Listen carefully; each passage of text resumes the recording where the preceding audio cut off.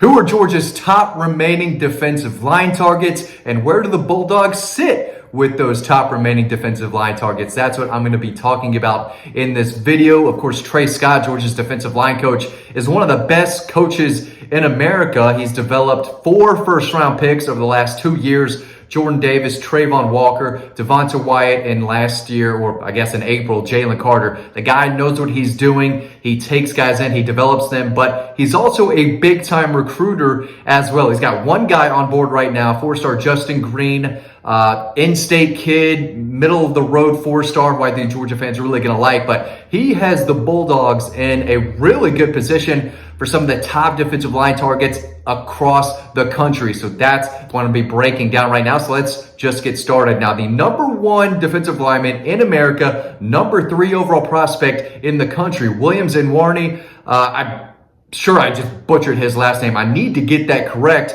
but I don't exactly know how to pronounce it. But if you've been watching my videos, you know all about this kid already. Took an official visit to Georgia a couple weekends ago now, that first weekend of June. It was Oklahoma, Tennessee, Missouri. I think those are the schools that Georgia continues to push for. Now, I'm not saying that Georgia is out in front, the clear number 1 in his recruitment, but I definitely think they're in the mix. I think some sources have told me that they do think Georgia is the team to beat right now. But I know Tennessee, that staff has thought that they sat in a really good spot and have for a while. Brent Venables and Oklahoma, they've been a team trending with him, linked to him, from the very beginning of his recruitment. Missouri is kind of a local school up there that I think has his attention. So this is going to be a fight till the very end. He's got Tennessee official visit this upcoming weekend, and then he goes to Missouri. So I think Georgia might be the team trending right now because I do think he had a very successful trip to Athens a couple weekends ago. But we'll see how things stand after this Tennessee official visit and after that Missouri official visit. But top 5 prospect in the country right now, he's number 3. Big deal, and a guy that I think Georgia has gained a lot of ground on over the last couple weeks. So he's one. Justin Scott, of course, is another. He's like Georgia from the beginning and took his first visit to Athens for his official visit that first weekend of June. He's going to Miami this upcoming weekend, then Ohio State, but Notre Dame has always been in the picture as well. And again, some think that Georgia, for him too, might be the team to beat. I'm not going to go out and say that just yet, but I think if he were to come out and give his top 3, I think Georgia would be very much in the mix. Got to watch Miami. They do a great job with presenting NIL and showing these kids an exact dollar amount of what they could get. So we'll see if Georgia is still the team trending for Justin Scott after this upcoming official visit to Miami. He's the number 2 defensive line prospect in the country. Interior guy, plays in the Chicago area, 6'5", 310. Big deal, top 10 prospect in the country, and a guy I think Georgia could totally land. This is a realistic guy in the top 10 in the country, elite defensive lineman that I think Georgia can land down the road. But they're going to have to fight off a few other schools to do it. Right now, I think they sit in a really good spot. Edric Houston, 5-star out of Buford, 6'3", 255. I think this is a Georgia-Ohio State battle. He's coming off an official visit to Georgia this past weekend. He's going to Ohio State this upcoming weekend. They're going to have to fight off the Buckeyes, who really have his attention. But like I've always said, I think Georgia's in a really good spot. Really impressed him over the weekend. But this is a guy who's been to Athens a ton. I mean, he's very familiar with Athens. So it's not like, he learned a ton from this official visit. I know he got to see the academic side of things and do a lot of things that you don't get to do as an unofficial visitor. But I think all of his questions about Georgia, the football program, the school, have been answered for a while now. So it's, a lot of these guys love Ohio State. They want to get out of the Peach State, do something different, play for a big-time program at Ohio State. It could be a relationship with the staff that he likes up there, but they know how to recruit, and they come down to Georgia and get kids all the time. So it's not crazy to think that he could go to Ohio State over Georgia. I know Georgia fans are thinking, why? You could stay in state, play for the 2-time defending national champions, play for Trey Scott, who more than likely has a good chance of developing you and putting you into the first round. I get all that, but the Buckeyes know what they're doing, and I think that some people think that they're the team to beat right now, and he hasn't even taken his official visit to Columbus yet. So I think right now it's a 2-team battle. Georgia's got some work to do there, but right now I still think they're in a pretty good spot to land him. But again, Ohio State's very much in the picture as well. Aiden Breland, Big 6'5", 320-pounder interior guy from California, Mater Dei High School. He's going to be in town for an official visit this upcoming weekend. A guy I don't think Georgia fans know a whole lot about. He's the number 6 defensive line prospect in the country. Didn't exactly light up the stat sheet last year. Wasn't super productive, but his size, raw power, strength, and potential. This guy is, most of where he is ranked is based on his potential to continue to get better and develop over time. If he does, I think he's going to be an impact defensive lineman no matter where he goes. This could be a Georgia-Oregon battle. I think the Trojans are in the mix, but this is a guy that I still have to use plenty of sources around out in California. But he was at Texas A&M. Last week he was at Miami. Georgia is this upcoming weekend, and then he's got Oregon. But according to Max Preps, which is not always crazy accurate, he only made 24 tackles and 4 sacks last year. So has me shaking my head a little bit, how good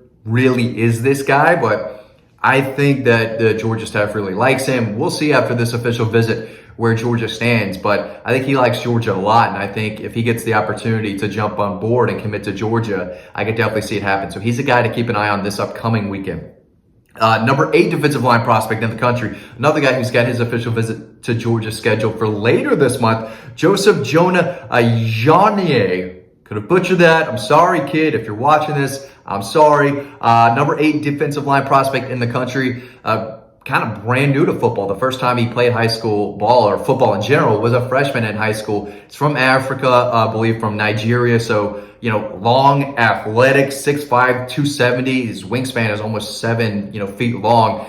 Raw. He's got plenty of time to develop. I mean, the sky, I think, is the limit for this kid if he continues to work hard, but super athletic for 270, quick off the line. Again, the long wingspan is going to help him shed tackles, and that's something that college coaches love to have. You can't teach length. This kid has it, and his best football is still way ahead of him. He's got a really high ceiling, so still a lot of developing to do. But if you're Trey Scott and the Georgia defensive staff, I mean, you have a feeling that you could turn this kid into a big time player if you land him. And, he's a guy that doesn't know a whole lot about college football. Again, he's only been following it for a few years. So in his mind, the Georgia Bulldogs are the greatest team of all time, right? All he knows about the Georgia football program is winning and winning and winning. So they were a team that he wanted to get an offer from. Now he has it, and I think Georgia could take a real commanding lead in his recruitment with a big-time official visit later in June. It's not this weekend. I believe it's the next weekend. I thought I had it in my notes right here. They're not. I don't know where they went. They're just not right in front of me.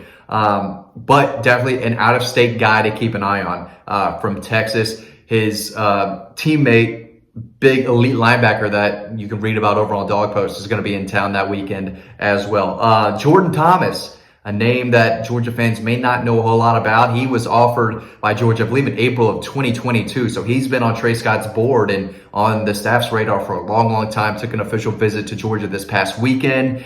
Has official visits lined up to South Carolina and Michigan. But if I were to say who could be Georgia's next commitment, it absolutely could be Jordan Thomas. He's massive. 6'5", 325, put him at nose over the guard, just put him anywhere along the interior, and he's the guy who's going to eat up space, clog running lanes, and occasionally get after the quarterback.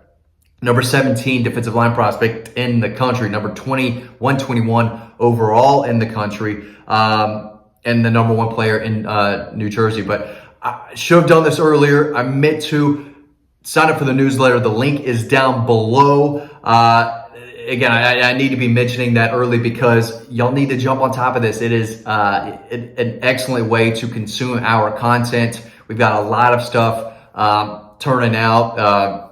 The media days are right around the corner. This is a big month for recruiting, and still some, insider team news continues to pop up that we hear about and write. So sign up to the newsletter. The link is down below. And Dawg Post is the place to be. If you love our content, if you watch our videos, if you learn something, you're going to learn even more on Dawg Post. Sign up to the newsletter. Make sure you don't miss any of the content and the stories that we make every single day. So Jordan Thomas is a name to know. A few other guys, Amaris Williams out of Clinton, North Carolina. Again, Max Preps isn't always accurate, but if it is in this case, this is crazy. 44 tackles for loss, 18 sacks last year.